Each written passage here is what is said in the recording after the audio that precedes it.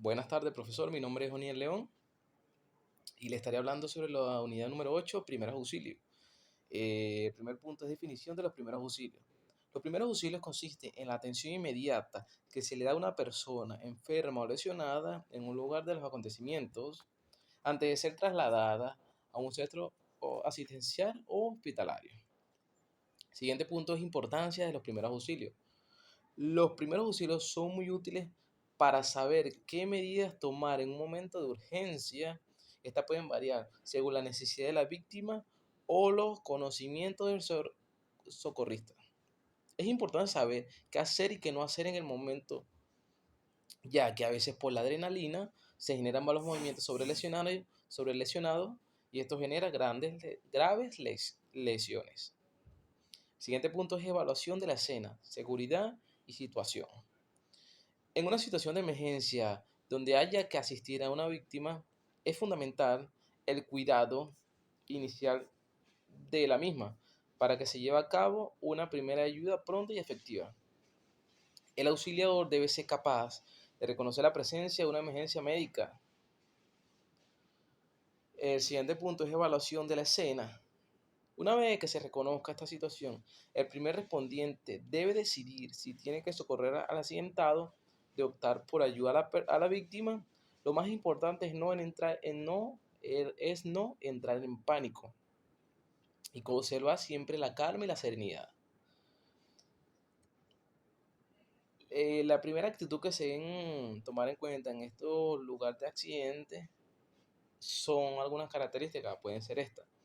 Pedir ayuda y cualquier persona puede ayudarlo a pedir auxilio. Coordine esta acción. Luego, el socorrista debe informar lugar exacto del incidente, tipo de incidente, riesgos potenciales, cantidad de víctimas, gravedad de las víctimas, necesidad de recursos adicionales. Evaluación del accidente. Se debe evaluar cuál es la situación del accidente y prevenir posibles complicaciones. ¿Cuál es la situación? Está actuada, lo que ve el socorrista, lo que relatan los testigos, qué rumbo toma, análisis de la potencialidad o de la situación, si hay combustible derramado, fuego, tránsito de vehículos. Estas son muchas de las características que hay que tomar en cuenta. Siguiente punto es análisis primario. Es el procedimiento fundamental para conocer la gravedad de las heridas y determinar los pasos a seguir en materia de primeros auxilios. Esto consiste en verificar el nivel de conciencia de la víctima, liberar las vías respiratorias, verificar la respiración y verificar los latidos del corazón. El segundo es análisis secundario. Es un procedimiento mediante el cual se analiza la extensión de todas las heridas recibidas, la pérdida de sangre, fracturas y otras lesiones. Esto consiste en observación general de la cabeza, desde la cabeza hasta los pies de la víctima, interrogar a la víctima si es posible, interrogar a los testigos en caso de haber.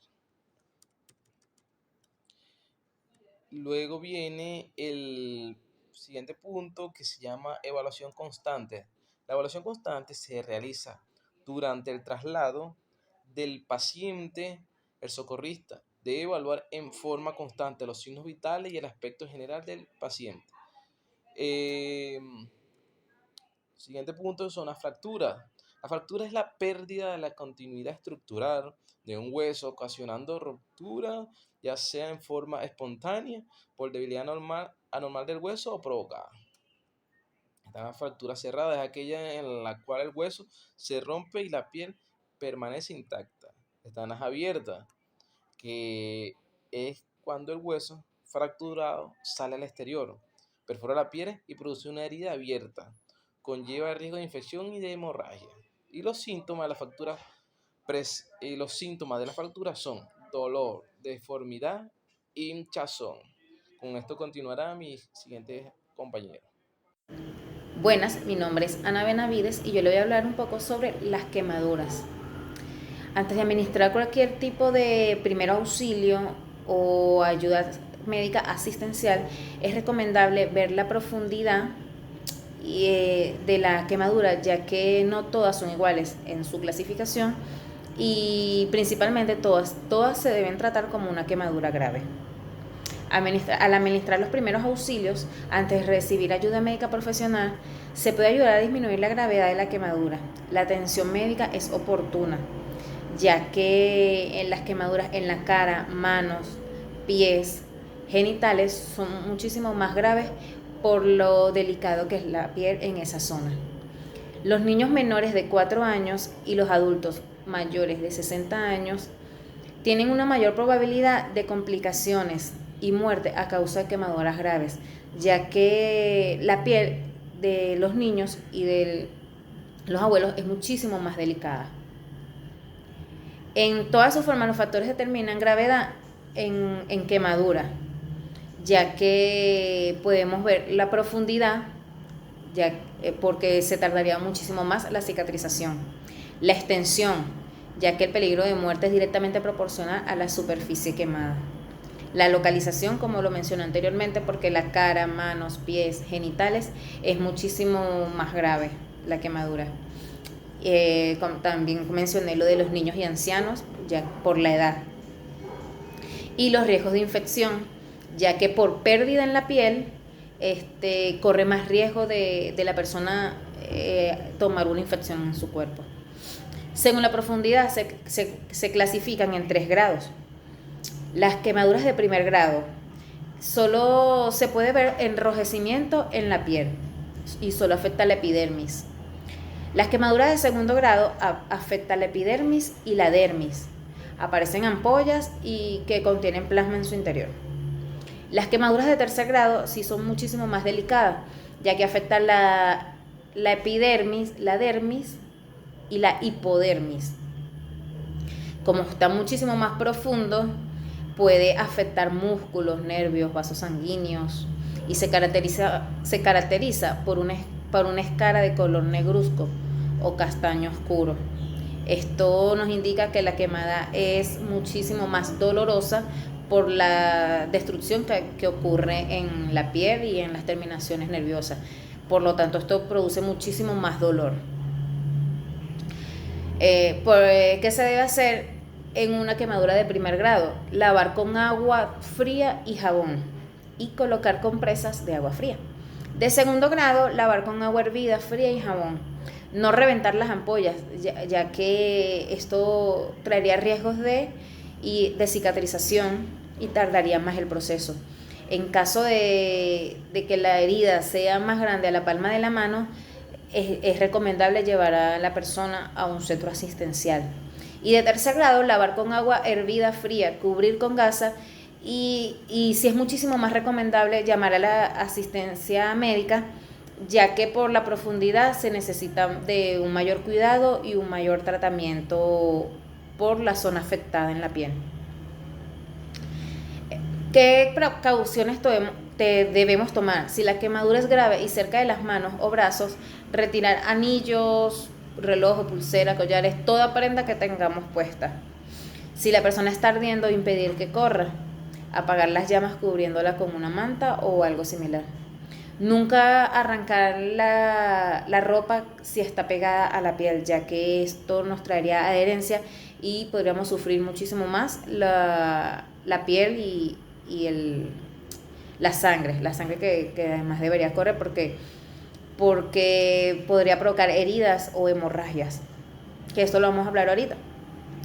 Y por último, no aplicar cremas, pomadas o cualquier otro medicamento o producto si el médico no lo autoriza. Ok, las heridas y hemorragias es la salida de sangre del aparato circulatorio provocada por la ruptura de vasos sanguíneos como venas, arterias o capilares. Es una lesión desencadenada o pérdida de sangre de carácter interno o externo. Y dependiendo de su volumen, puede originar diversas complicaciones como anemia, choque hipovolémico, entre otros. Los diferentes tipos de hemorragias se clasifican según su origen anatómico, el tipo de vaso sanguíneo afectado o la causa que lo originó.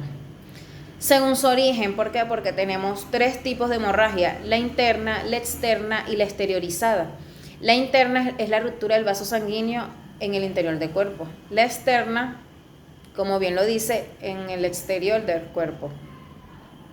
Y es comúnmente producida por heridas abiertas, cortadas, etc.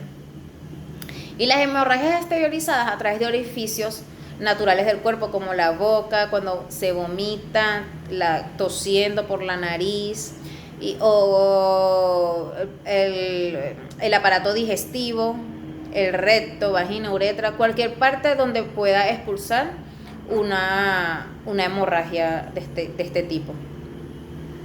Y según el tipo de vaso sanguíneo roto, tenemos la hemorragia capilar, que es la más frecuente, ya que se origina pues los capilares sanguíneos son los vasos más abundantes y con menos presión de sangre que tienen. La sangre fluye naturalmente. Y la hemorragia venosa, el sangrado procede de alguna vena lesionada y la sangre sale de forma continua pero sin fuerza. Es de color rojo oscuro. Mientras que la hemorragia arterial es la más grave si no se trata a tiempo, el sangrado procede de alguna arteria lesionada y la sangre sale de forma a chorro. Es de color rojo rutilante, es súper fuerte y puede traer complicaciones a nivel de enfermedad. Buenas tardes, mi nombre es Patricia Domínguez, estudiante del Politécnico Santiago Mariño, extensión Valencia, escuela 45. En esta oportunidad les estaré hablando sobre lo que es las lesiones que se pueden presentar dentro de las diferentes industrias al momento de estar realizando alguna operación. Estaremos garantizando lo que es los primeros auxilios. Uno de los principales accidentes que se presentan dentro del área manufacturera es las lesiones a nivel de columna y a nivel de brazo. Por eso, los primeros auxilios que debemos presentarles al momento de que se presente alguno de estos accidentes es garantizar el transporte adecuado del lesionado. Al trasladar a un lesionado o enfermo grave, se deberá garantizar que las lesiones no aumenten ni que se ocasionaran nuevas lesiones o se complique ya la lesión que presenta. Debemos garantizar la inmovilidad del área. Trasladar a un accidentado o enfermo grave, debemos garantizar que el mismo tenga los signos vitales básicos. Los principios básicos son: puede haber un daño a nivel de vértebra o a nivel de disco, debido a una sobrecarga de peso. Al momento de que cualquiera de los operadores, principalmente en ellos es que se presenta este tipo de lesiones, levante una mala fuerza, puede presentar alguna de estas lesiones. Para lograr una mayor estabilidad y equilibrio de su cuerpo, se deben separar ligeramente los pies y doblar las rodillas a un aproximado de 30 centímetros. La fuerza debe hacerse en las piernas y no en la espalda, para de esta manera así evitar dichas lesiones. ¿Qué debemos hacer? Para levantar al lesionado, debe contraer los músculos del abdomen y la pelvis, manteniendo su cabeza y espalda recta. No tratar de mover, sino de manera completa, para evitar así que la lesión se complique.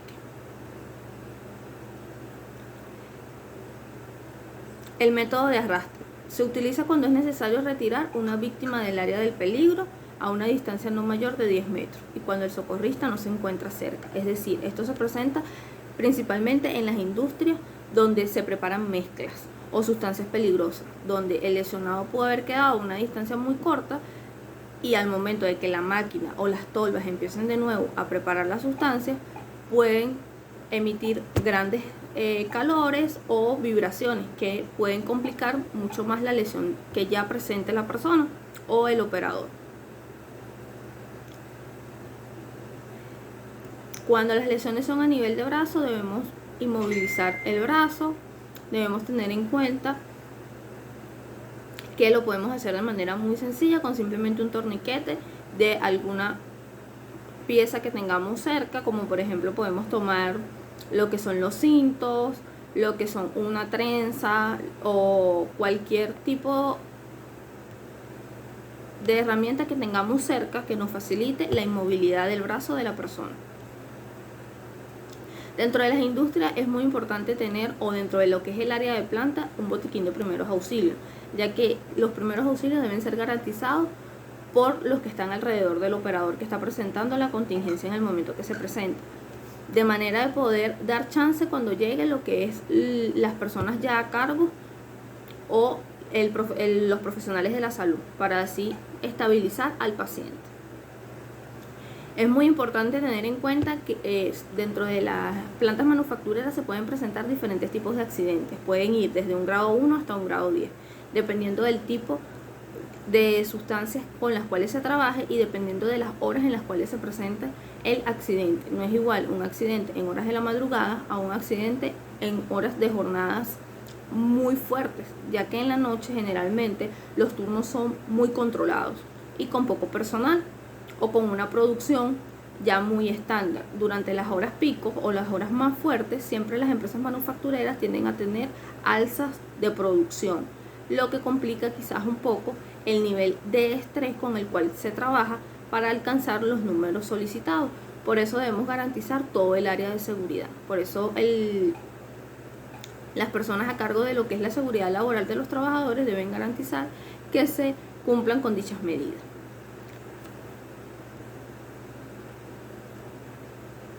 Siempre es muy importante tener conocimientos básicos de primeros auxilios para así poder prestarlos en el momento que sea necesario. Como ingenieros a cargo de una planta de producción o una planta donde se necesite o se presente la emergencia, siempre debemos tener en cuenta que lo más importante es garantizar la vida del lesionado.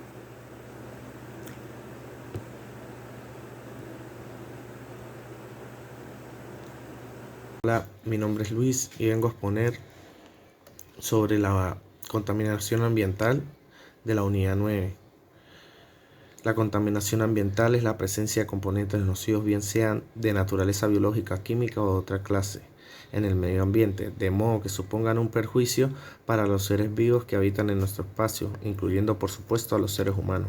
Generalmente la contaminación ambiental es origen de los seres humanos y la actividad humana, que hace una alteración o una degradación del ambiente en sus componentes, tiene un efecto negativo en la salud y la biodiversidad. Puede causar grandes enfermedades a los seres humanos, extinción de especies y desequilibrio en el planeta en general. Los tipos de las consecuencias que puede traer una contaminación ambiental es muerte a las personas, que serían los seres humanos, enfermedades, extinción de especies, desertificación, mutaciones genéticas y fenómenos meteorológicos. Los tipos más comunes de contaminación ambiental son contaminación atmosférica, contaminación hídrica, que es al agua. La atmosférica sería gracias a los carros cuando expulsan su humo. Contaminación de suelo, cuando se bota basura. Contaminación acústica, cuando se pone un equipo de sonido a muy alto volumen. Contaminación lumínica, que es especialmente en las grandes ciudades cuando consumen mucha luz. Contaminación visual, que es todo aquello que altera visualmente el paisaje natural. Contaminación térmica, que es el aumento en temperaturas o calentamiento global, como se le dice, que afecta a los polos y los glaciares. Venimos ahora con la contaminación del agua. La contaminación del agua y sus orígenes. La Organización Mundial de la Salud define que el agua contaminada como aquella que sufre cambios en su composición hasta quedar inservible, es decir, que es aquella que el agua tóxica que no se puede ni beber ni utilizar para actividades esenciales, pero se puede utilizar para la agricultura. Además de su fuente de insalubridad que provoca más de 500.000 muertes anuales a nivel global por diarrea, transmite enfermedades como el cólera, la fiebre y el poliomielitis, que son las principales contaminaciones de agua que incluyen bacterias y parásitos. Pues también está como contaminación de agua está el calentamiento global, cuando los glaciares alguna vez se van a derretir. Esos glaciares tienen componentes diferentes a lo del agua que uno toma. Ahí viene el aumento de temperatura terrestre y que se disminuya el nivel del oxígeno. También viene la deforestación, que es la tala de los árboles, bosques que agotan sus fuentes hídricas y genera residuos orgánicos que sirven de caldo y cultivo para las bacterias contaminantes. En las actividades industriales, agrícolas y ganaderas también hay contaminación del agua, basura y vertidos en el agua, tráfico marítimo también, ya que el aceite y todo el combustible de los barcos queda en el agua, en el mar, daña también el ecosistema, y también viene derrames de combustible. Se derrama combustible a veces para que se tira el aceite y el combustible al agua y lo queman y lo prenden. Es muy común en los que hacen tráfico y hacen exportaciones de productos por el mar. Bueno, eso destruye la biodiversidad y hace que haya mucha escasez de agua potable. Gente que puede tomar de esa agua puede tener enfermedades.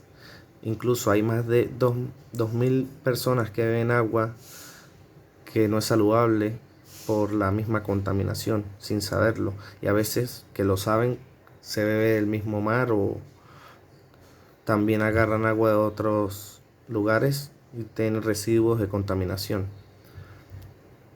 Gracias. Sí, mi nombre es Anderson Chacón, soy de la Escuela 45 de Ingeniería Industrial de la Extensión de Caracas. En este punto le voy a hablar sobre lo que es la contaminación de los suelos, causas y consecuencias. Entre las principales causas de contaminación del suelo están dos depósitos de desechos peligrosos directamente en él, siendo los principales contaminantes hidrocarburos y sus derivados. ¿Por qué son peligrosos? Porque una parte de nuestros suelos son de origen volcánicos y la otra son de origen en calcáreo, y ambos tipos son muy porosos, llegando estos productos a los mantos acuíferos por el efecto de la lluvia. Entre las consecuencias de la contaminación de los suelos se encuentra muerte de la flora y la fauna de la región de los suelos contaminados, alteración de los ciclos bioquímicos, interrupción de procesos biológicos. Definición y principio de la ecología. Es una rama de la biología que estudia las relaciones entre los seres vivos, su ambiente, su distribución, la abundancia y cómo esas propiedades son afectadas por la interacción entre los organismos y el medio ambiente en el que viven, así como la influencia que cada uno de los seres vivos tiene sobre el medio ambiente. Protección ambiental.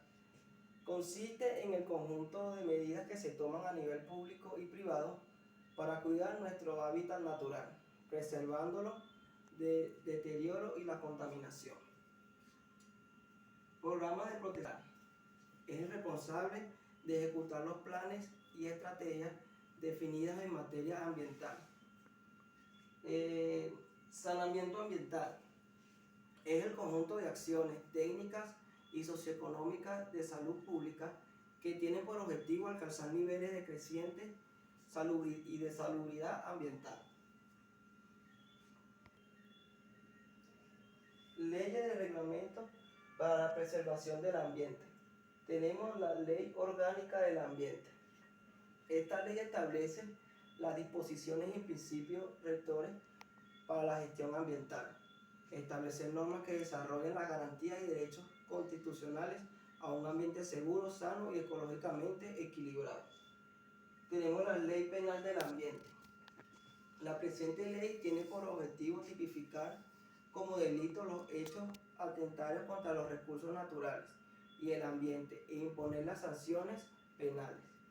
Y tenemos la Ley de los Bosques. El objeto de la presente decreto con rango, valor y fuerza, leyes establecen los principios y normas para la conservación de los bosques y además componentes del patrimonio forestal.